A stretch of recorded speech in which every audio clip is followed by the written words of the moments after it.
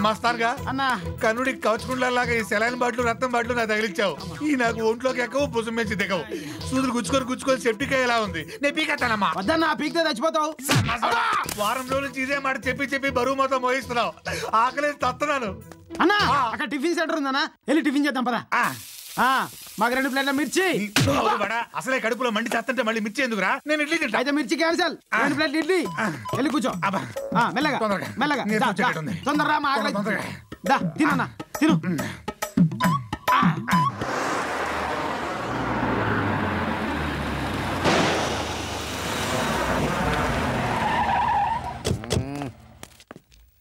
ఏంద్ర పోతు ఏమైనాదే? Tyre puncture అయింది అక్క.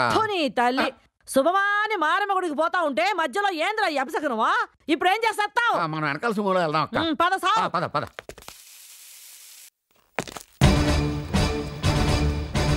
అన్నా అయిపో అన్నా. ఏమైందిరా? అది చూడన్నా. ఇదేంటో ఇటు వస్తుంది. ఎందుకంటే అన్నా నీకు ఇక్కడ స్పాట్ పెట్టినట్టున్నది. నువ్వు బతుకుంటా మళ్ళీ కలుస్తాను.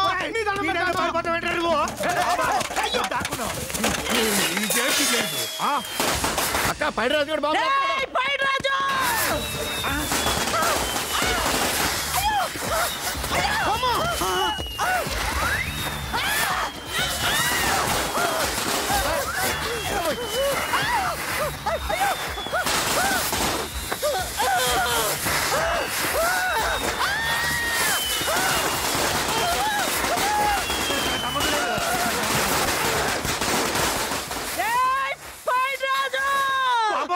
నన్నే సంపురాను చూస్తుండవురా.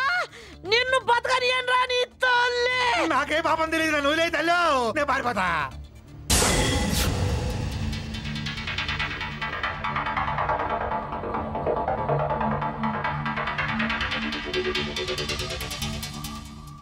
అమ్మమ్మమ్మమ్మ అక్క అక్క అక్క అక్క కలియుగ కాళికాదేవి లాంటి మా అక్క మీదే కాశీ ర్యాకెట్లు వదులుతాడా? వాడికి ఎన్ని గుండెలు! ఇదేంటి బావా, మొన్న వరల్డ్ ట్రేడ్ సెంటర్ కూలినప్పుడు కూడా ఎవరికి ఇలా కాలేదు. ఇదంతా పైడిరాజు గారు పనిన కుట్రమ్మా. అయినా ఇదేం దిక్మాల ప్లాను? అత్తను చంపడానికి సేమ బాంబులు వేయాలి గానీ చీప్ గా సేమటపాకాయలు శివకాశి రాకెట్లు వదులుతాడా? వాడు మామూలు వాడు కాదలుడు, మారు వేషంలో ఉన్న అపరిచితుడు. డైరెక్ట్ గా బాంబులతో దాడి చేస్తే మీడియాకు దొరికిపోతాడని ఆకుంపాదం కుంభీపాకం లాంటి శిక్షలతోటి వెరైటీగా దీపావళి సరుకులతోటి అటాక్ చేశాడు. వాడికి ఎదురుండి గట్టిగా తుమ్మితే హార్ట్ అటాక్ వచ్చేంత పిరికోడు. ఆయన వాడికి ఇంత సీన్ ఉందంటే నేను నమ్మను. ఏందిరో నీ వాలకం చూస్తా ఉంటే ఆడేదో నీకు బాగా తెలిసినట్టుండాదే. నాకేం తెలుసు? అత్త, మీ పవర్ ఏంటో నాకు తెలుసు.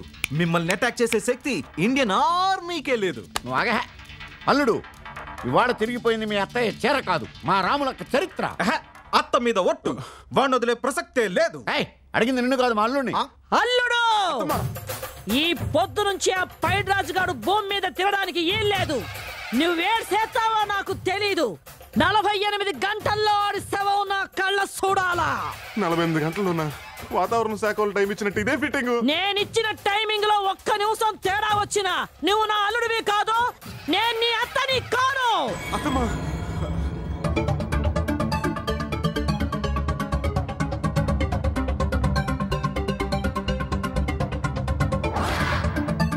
ఈ పైడిగాడు ఒకడు నా ప్రాణానికి. అసలు నిజంగా అత్తమ్మ మీద మర్డర్ అటెంప్ట్ చేస్తుంటాడంటవా? ఏడ్చాడు. వాడెప్పుడు అత్తమ్మకి భయపడి 60 కిలోమీటర్ల దూరంలో తిరుగుతుంటాడు. ఆయన వాడికి ఆమెను చంపేంత ధైర్యం ఎక్కడుందిరా? మరి అత్తమ్మ ఏంటన్నా వాడిని చంపని 48 గంటలు డెడ్ లైన్ పెట్టింది నాకు. అవును, 48 గంటలు నువ్వే వాడిని చంపుతున్నావు. నేనా? ఫ్లాట్ లో మందు కొట్టి బొద్దింకలు చంపడానికి నాకు చచ్చేంత భయం. నేను మనుషులు చంపటం ఏంటన్నయ్య? చూస్తావుగా. వీడవడన్నయ్య? పైడిరాజు అంటే వీడేరా, ఈ జుట్టు పొలుగడా. ఎంత దర్జాగా ఫోజులు ఇచ్చాడు. ఇస్తాడు. ఇప్పుడు చూడు ఎలా చేస్తాడు.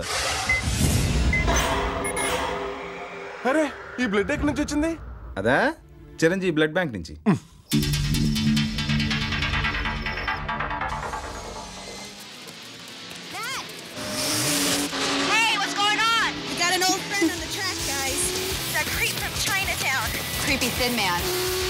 ఏంటి మర్డరా? మౌలాలీలోనా? Oh my God. ఏంటా కంగారు? మర్డర్ జరగటం ఏంటి? అవునండి, మా హాస్పిటల్లో ట్రీట్మెంట్ చేస్తున్న పేషెంట్ ని ఎవరు దారుణంగా హత్య చేశారంట. అలాగా? టీవీలో కూడా చూపిస్తున్నారంటండి. Priya, excuse me. ఇప్పుడే అందిన సంచలన వార్త.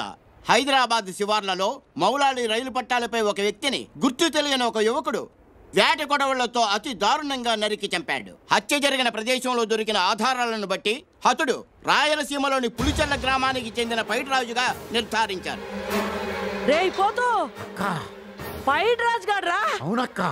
ఈ హత్యకు పాత కక్షలే కారణమని పోలీసులు భావిస్తున్నారు. హంతకుడిని పట్టుకోవడానికి పోలీసులు తమ బలగాలతో రంగంలోకి దిగారు. పోతూ పైడిరాజు గారిని ఎవడు చంపుంటాడు? ఏమో నాకేం తెలుసక్క, నేను ఇప్పుడే కదా చూసింది. అవును, అల్లుడు గారు ఎక్కడా? కొంపదీసి ఈ మర్డర్ డాక్టర్ గారు ఏమైనా చేస్తుంటారా?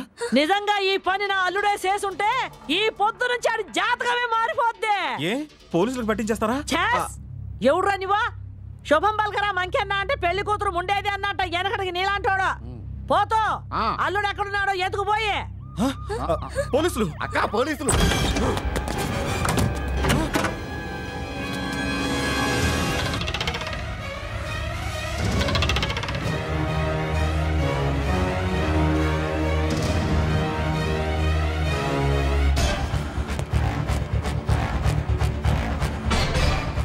నీ శపథం పూర్తి చేశాను అత్తమ్మా.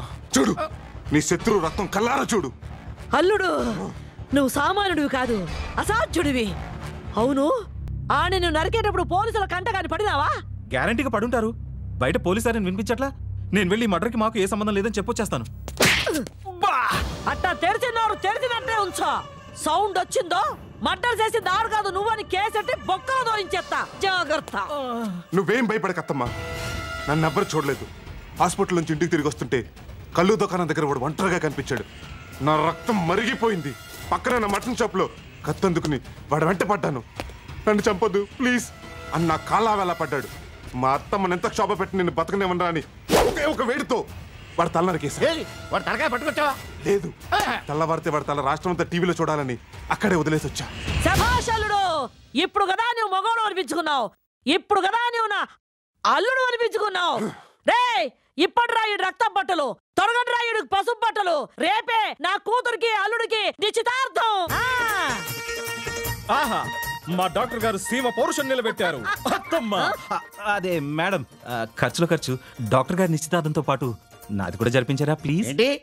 అల్లుడు గారితో పాటు నేను ఇస్తార్థం. పోన్లే అత్తమ్మా, ఆపరేషన్ చేసేది నేనైనా, అరేంజ్మెంట్ చేసేది తనేగా.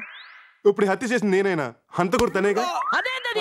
అది ఈ హత్య చిమ్మని అనుక్షణం నన్ను ప్రోత్సహించింది. నాలో పౌరుషాన్ని రచ్చగొట్టింది తనే. అట్నా? శభాష్.